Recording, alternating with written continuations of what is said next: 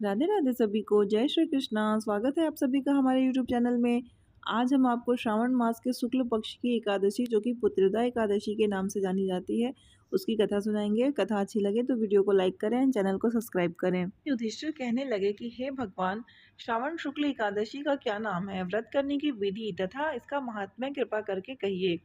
मधुसूदन कहने लगे कि इस एकादशी का नाम पुत्रदा है।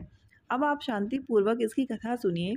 इसके सुनने मात्र से ही वाजपेयी यज्ञ का फल मिलता है। द्वापर युग के आरंभ में माहिष्मति नाम की एक नगरी थी, जिसमें महिजीत नाम का राजा राज्य करता था। लेकिन पुत्रहीन होने के कारण राजा को राज्य सुखदायक नहीं लगता था। उसका मानना था कि जिसके संतान न हो, उसके लिए यह लोक दोनों ही दुखदायक होते हैं। पुत्र सुख की प्राप्ति के लिए राजा ने अनेक उपाय किए, परंतु राजा को पुत्र की प्राप्ति नहीं हुई। वृद्धावस्था आती देख राजा ने प्रजा के प्रतिनिधियों को बुलाया और कहा, हे प्रजाननों, मेरे खजाने में अनन्य से उपार्जन किया हुआ धन नहीं है। न मैंने कभी देवताओं तथा ब्राह्मणों का धन छीना है। किसी दूसरे की धरोहर भी मैंने नहीं ली। प्रजा को पुत्र के समान पालता रहा। मैं अपराधियों को पुत्र तथा अधमों की तरह दंड देता रहा। कभी किसी से घृणा नहीं की, सबको समान माना है।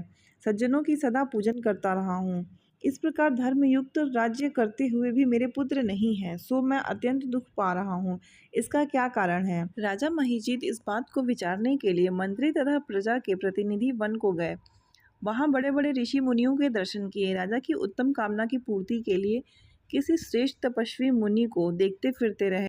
एक आश्रम में उन्होंने एक अत्यंत व्योधर्म धर्म के ज्ञाता, बड़े तपस्वी, परमात्मा में मन लगाए हुए, निराहार, जितेंद्रिय, जितात्मा, जित क्रोध, सनातन धर्म के गूढ़ तत्वों को जानने वाले, समस्त शास्त्रों के ज्ञाता महात्मा लोमश मुनि को देखा, जिनका कल्प के व्यतीत होने पर एक रोम गिरता था। सबने जाकर ऋषि को प्रणाम किया। उन लोगों को देखकर मुनि ने पूछा कि आप लोग किस कारण से आए हैं।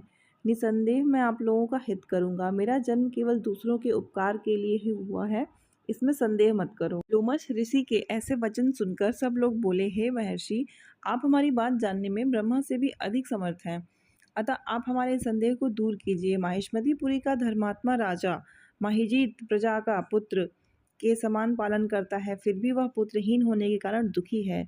उन लोगों ने आगे आके कहा कि हम लोग उसकी प्रजा हैं, अतः उसके दुख से हम भी दुखी हैं। आपके दर्शन से हमें पूर्ण विश्वास है कि हमारा यह संकट अवश्य दूर हो जाएगा, क्योंकि महान पुरुषों के दर्शन मात्र से अनेक कष्ट दूर होते हैं। अब आप कृपा करके राजा के पुत्र होने का उपाय बतलाएं। यह वार्ता सुनकर ऋषि ने थोड़ी देर के लिए नेत्र बंद किए और राजा के पूर्व जन्म का वृतांत जानकर कहने लगे कि यह राजा पूर्व जन्म में एक निर्धन वैश्य था। निर्धन होने के कारण इसने कई बुरे काम किए। यह एक गांव से दूसरे गांव व्यापार करने जाया करता था। एक समय ज्येष्ठ मास के शुक्ल पक्ष की द्वादशी के दिन मध्याह्न के समय वह, जबकि 2 दिन से भूखा प्यासा था, एक जलाशय पर जल पीने गया। उसी स्थान पर एक तत्काल की ब्याई हुई गाय जल पी रही थी। राजा ने उस प्यासी गाय को जल पीते हुए हटा दिया और स्वयं जल पीने लगा। इसलिए राजा को यह दुख सहन करना पड़ा। एकादशी के दिन भूखा रहने से वह राजा हुआ और प्यासी गौ को जल पीते हुए हटाने के कारण पुत्र वियोग का दुख सहना पड़ रहा है। ऐसा सुनकर सब लोग कहने लगे कि हे ऋषि, शास्त्रों में पापों का प्रायश्चित भी लिखा है, अतः जिस प्रकार राजा का यह पाप नष्ट हो जाए, आप ऐसा उपाय बताइए। लोमश मुनि कहने लगे कि श्रावण शुक्ल पक्ष की एकादशी को, जिसे पुत्रदा एकादशी भी कहते हैं, तुम सब लोग व्रत करो और रात्रि जागरण करो, तो इससे राजा का यह पूर्व जन्म का पाप अवश्य नष्ट हो जाएगा। साथ ही राजा को पुत्र की अवश्य प्राप्ति होगी।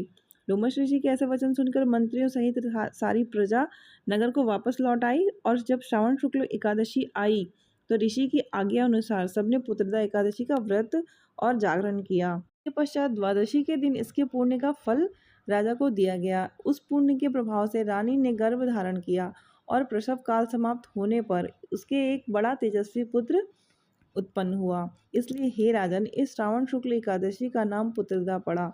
अतः संतान सुख की इच्छा हासिल करने वाले इस व्रत को अवश्य करें। इसके महात्म्य को सुनने से मनुष्य सब पापों से मुक्त हो जाता है और इस लोक में संतान सुख भोगकर परलोक में स्वर्ग को प्राप्त होता है।